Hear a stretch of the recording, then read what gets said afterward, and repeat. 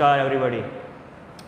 Myself Sihab Zaveri welcomes you again to online session of science, and chapter we were already discussing was matter in our surroundings. Now previously we learnt about matter and molecules, states of matter and characteristics of solids, liquids and gases. Now many questions from that topic can be asked, like write the characteristics of solid, liquid or gas, or also we can be asked that compare the characteristics or properties of solid, liquid and gas. And other types of question like how is kinetic energy produced in particles of matter. So the answer will be that because of the random motions of the particles in matter. So such questions can be asked from the previous session. Now today we are going to learn about, or we are going to get an idea about change of state of matter, effect of pressure and temperature. So first of all, change of state of matter. Now we already know that matter, that is solid, liquid and gases, are interchangeable.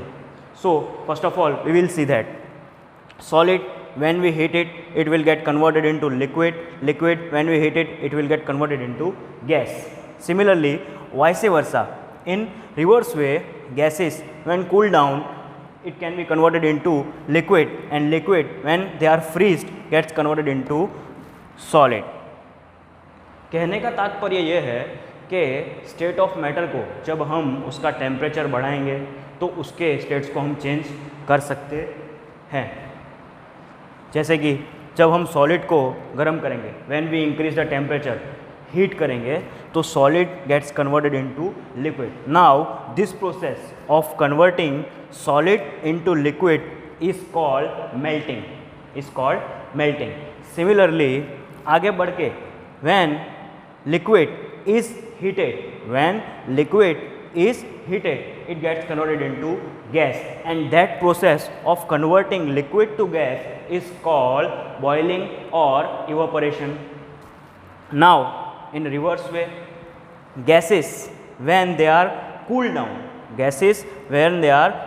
जब हम उसके temperature को decrease करेंगे, increase करेंगे तो क्या होगा, उनके पार्टिकल्स के बीच में इंटरमोलिकुलर स्पेस है वो बढ़ेगा, उनका फोर्स कम होगा, इसलिए वो एक्सपांड हो गए. तो जब सॉलिड एक्सपांड होगा it will get converted into liquid, और लिक्विड एक्सपांड होगा तो it will converted into gas. Now उल्टा क्या होगा, जब हम उसको कूल डाउन करेंगे, जब हम उसका टेम्परेचर डिक्रीज करेंगे तो गैस किस में कन्वर्ट हो जाएगा, लिक्विड में. That is on cooling gas it gets converted into liquid, and that process is called condensation.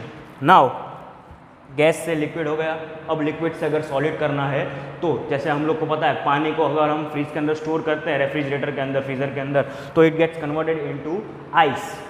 So liquid when they are freeze get converted into solid. बहुत कम temperature करने पे लिक्विड को हम फ्रीज करके सॉलिड फॉर्म में ला सकते हैं, and that process is called freezing.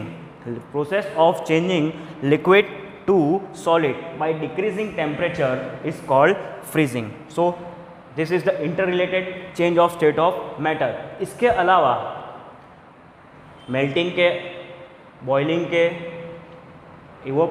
Boiling और इवेपोरेशन के, कंडेंसेशन के, और हमारे फ्रीजिंग के अलावा, दैट इज रेफ्रिजरेशन के अलावा और दो स्टेट भी हैं, और दो प्रोसेस भी हैं.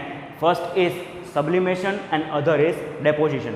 सब्लिमेशन में क्या होता है, आप लोग ने देखा जब हम सॉलिड को गर्म करेंगे तो पहले वो लिक्विड में कन्वर्ट होगा, और उसको गर्म करने के बाद हम गैस में कन्वर्ट कर सकते हैं. मगर सब्लिमेशन में क्या होता है, change of state directly from solid to gas.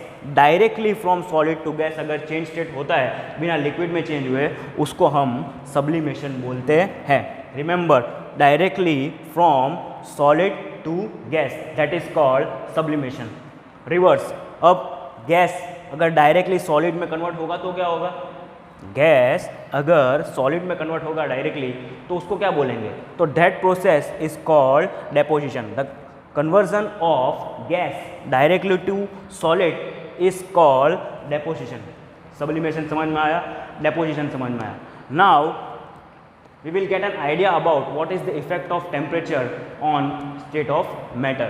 So for क्या टॉपिक क्या है, इफेक्ट ऑफ टेम्परेचर. मैंने इलेबोरेटली यहाँ पे लिखा हुआ है कि जब हम टेम्परेचर इंक्रीज करेंगे, that is when we increase the temperature, होगा क्या, पार्टिकल्स के जो मूवमेंट होंगे उनमें इंक्रीज आएगा, उनका मोशन बढ़ेगा, that is increase in the movement of particles.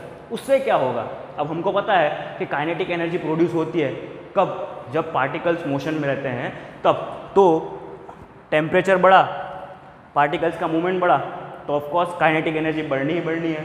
तो काइनेटिक एनर्जी बढ़ गई, उससे क्या होगा, उससे पार्टिकल्स क्या होंगे, वो इंटरमोलिकुलर फोर्स को अपोज करेंगे और फैलने लगेंगे, they will get expand. So hence their kinetic energy increases. Because of that particles overcome the force of attraction. particles दूर होने लगे, और जब particles दूर होने लगते हैं, जब लिक्विड के सॉलिड के पार्टिकल्स एक दूसरे से दूर होने लगते हैं तो किस में कन्वर्ट हो जाएगा, लिक्विड में. और लिक्विड के पार्टिकल्स और ज़्यादा दूर होने लगेंगे तो वो किस में कन्वर्ट हो जाएगा, गैस में. So it is the effect of increase in temperature. Decrease in temperature में उल्टा होगा, जैसे जैसे आप टेम्परेचर डिक्रीज करोगे, और हमने यहाँ पे ऑलरेडी देखा कि क्या होगा, उल्टे स्टेट्स में हम वापस जाएंगे. अगर मतलब गैस को अगर हम ठंडा करेंगे तो it will get converted into liquid first, and then on cooling the liquid और freezing the liquid we get the solid state. तो ये था effect of temperature on state of matter. Now boiling point, melting point, ये already discuss हो चुका है, melting point और boiling point previous session के अंदर. हाँ, एक बार फिर से बता देता हूँ. Melting point, the temperature at which solid gets converted into liquid, उसको बोलते हैं melting point. And the temperature at which liquid gets converted into liquid gets converted into gas, it is called boiling point. बराबर. अब उसके अलावा आपको board पे और दो अलग अलग वर्ड्स भी दिख रहे होंगे नए. बराबर. Latent heat of fusion, latent heat of vaporisation. Latent heat मतलब क्या होता है, amount of heat energy required. बराबर. हम अगर एक्सरसाइज करते हैं तो हमको 15 मिनट तो वार्म अप करना पड़ता है, तब जाके उसकी इफेक्ट आती है, बाद में हमारा फैट कम होता है. सेम केस, कोई भी चीज़ को हम डायरेक्टली गर्म करेंगे तो वो कन्वर्ट नहीं हो जाएगा. जैसे कभी देखा है कि पानी को तुरंत गैस पे रखा और फटाफट वो वेपर में कन्वर्ट हो गया, नहीं.